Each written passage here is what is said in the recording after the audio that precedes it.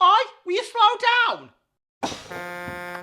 So far, I have had the day from hell. So I wake up late this morning again. I could not get my head off the pillow this morning. I don't know why. I didn't even drink last night and no one didn't even come round and all. Anyway, it's the usual chaos. Trying to get them dressed, trying to get them to breakfast, looking for shoes, the usual. Then all of a sudden, Kelly pipes up, doesn't she? I don't feel well. Oh, for fuck's sake. I thought, here we go. I said, what's up, Kelly? She went, I don't know.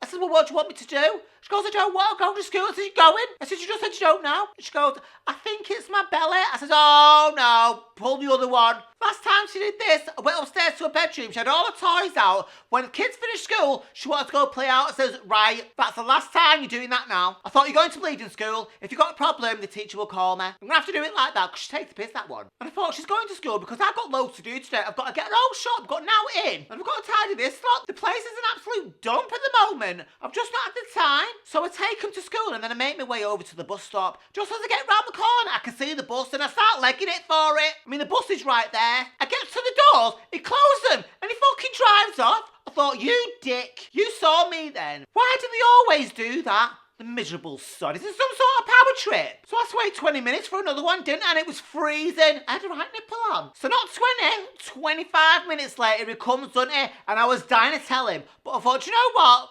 Just get on the bus. It's only going to cause a row. And they only say they were caught in traffic anyway, which is usually a lie. So I chose peace.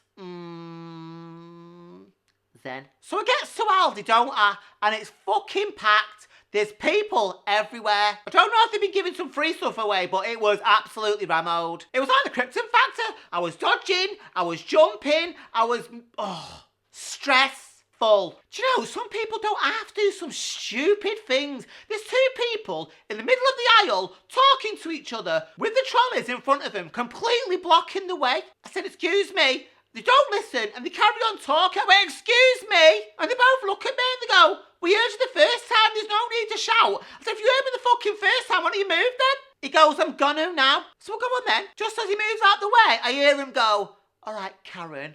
I thought, do you know what? I went, listen, Snowflake. While you were going on about gluten-free bread and corn chicken nuggets, you were blocking my way and everyone else's way at that. If you want Karen, I can show you a Karen love, no problem. You won't like her either. Put that on TikTok, you little shit. I've got neck curtains that are older than him. So I get me shopping and I get the L out of there, straight to the bus stop. Now this bus driver, oh my God, he definitely hated his job, him. Snarling and tutting and shaking his head at everybody. He was driving like he was in a bleeding Grand Prix when he was turning the corners. The bleeding got whiplash. Felt like I was on a bleeding ride at Alton Towers at one point. Two old dears in front of me were holding on for dear life. White knuckles they had. Honestly, people were rocking from side to side, not stopping for people who were running for a bus. I don't understand it because he wasn't late. He was either finishing his shift or he was going to shit himself. One of the two. So my stop was coming over. I thought, you know what, I'm dinging the bell well in advance. And I'm getting up and getting shopping. So anyway, we get to my shop and he slams the fucking brakes down.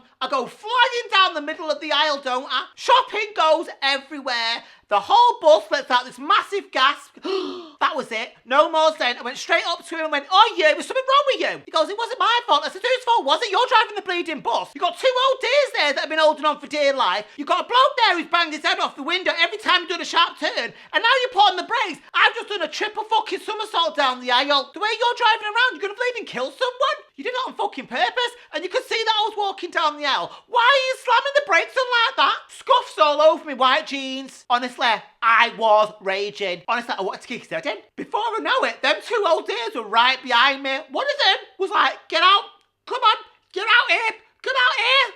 Offer him out to bleeding fight. I was like, all right, love. I got a round of applause in the end. So people were helping me, putting me shopping back in my bag, and I gets off the bleeding bus. 256 was in complete chaos. And lo and behold, I've just got home now, and the school's just called me. Kelly's sick. I've got to go and pick her up. So this message is for all you bus drivers out there. If you're having a bad day, don't take it out on us. It's not our problem. Secondly, just because you're driving the general public around, it doesn't give you the right to act like a dick. Case closed.